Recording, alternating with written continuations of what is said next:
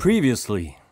Death by Unga Bunga's plans to perform a career-defining set at a German music festival were interrupted when an upset and distracted Stian made a sensational error, triggered by Evan's recent revelation that he plans on leaving the band for reasons he couldn't go into. They wrestled back respect from the crowd, but their confidence was shaken. A sad cloud hung over them as they left the country. This is Live and Death, the Death by Unga Bunga radio play, written by me, Timothy Raisin, and starring myself alongside Sebastian, Preben, Stian, Evan? and Ole. Of course, I know how the story goes, but these boys are all reading this for the first time now.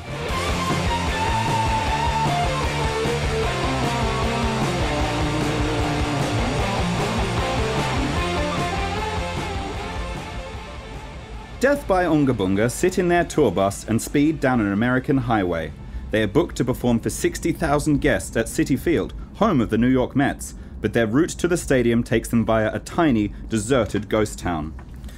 The map says that there's a town coming up soon, but it only has a gas station and an arts and crafts supply store. that won't do. Well, it's the only stop for miles. But I urgently need a new guitar string. I snapped all mine in Germany because I acted unprofessionally and let my emotion get the better of me.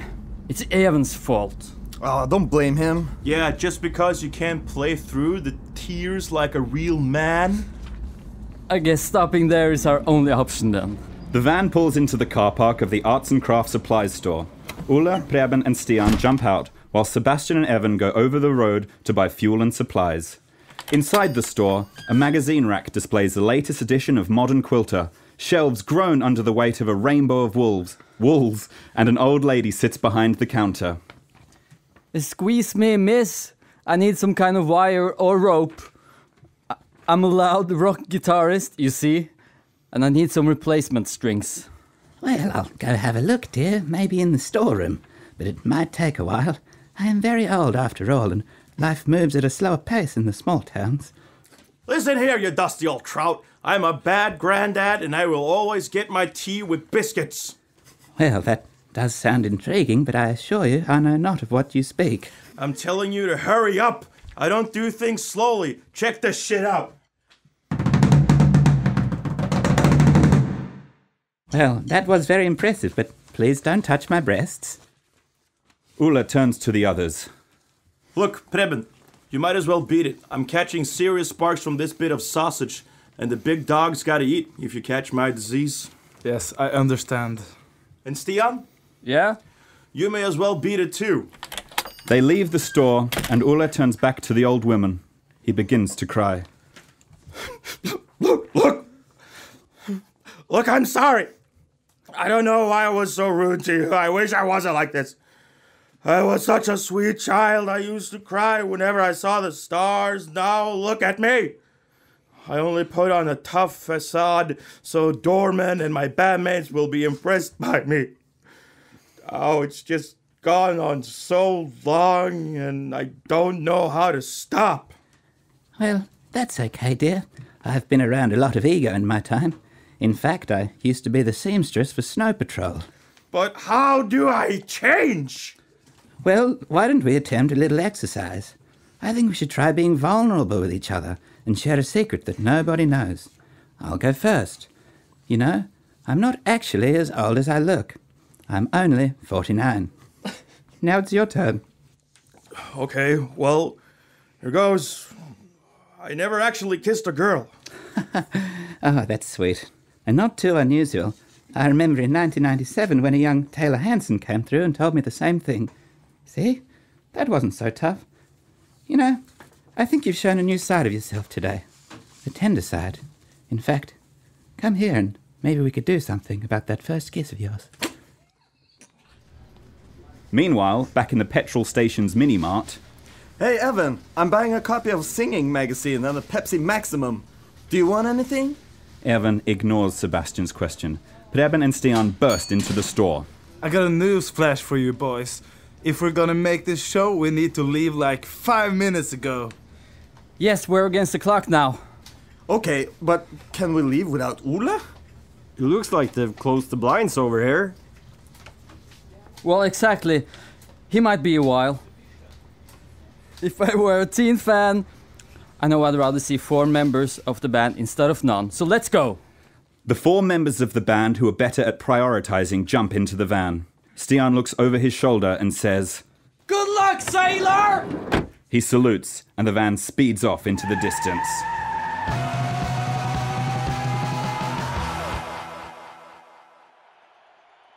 It's backstage at City Field. The crowd can be heard faintly in the background. Stian is restringing his guitar with shoelaces and swearing under his breath. Evan is meditatively writing in a notebook. Sebastian is meeting and greeting with fans aged 7 to 77. Preben paces back and forth, checking his watch. Where is he? If he doesn't show up soon, we'll have to play along with the CD, like we did in the olden days. If he doesn't show up soon, I'm gonna kill him.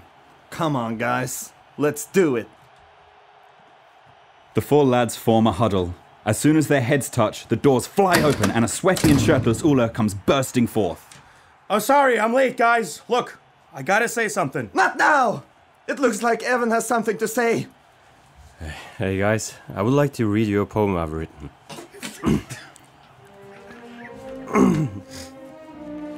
Young and old combine. Another one bites the dust. In the most unlikely place, a maelstrom of lust. But now I sense the end. Although I don't hear a thing, a silent descent spurred by this toxic fling. There is a stunned silence. Again, either because they don't quite understand or because these poems are getting better / more confusing, but probably better. What did you want to say, Ole? Well, I think Evan summed it up. What? My new girlfriend has asked me to help run the store with her. Business is booming, so it's a great time to get involved. Plus, I'm in love. For the first time. So I'll be leaving the band too when this tour is over. Oh my god!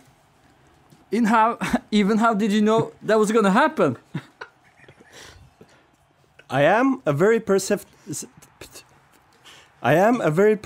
man, but not as perceptive as you think. What do you mean? All will become clear in time. Enough of this shit. We got a show to do. They walk on stage. The crowd goes apeshit. There is a lot of happiness in the air. However, there is static between the boys in the band. Stian struggles with his DIY strings. Sebastian can't look at Evan because it hurts. Preben can't look at Ulla because it hurts. They perform well that night, better than ever perhaps. They could all sense a shift, and it hurt.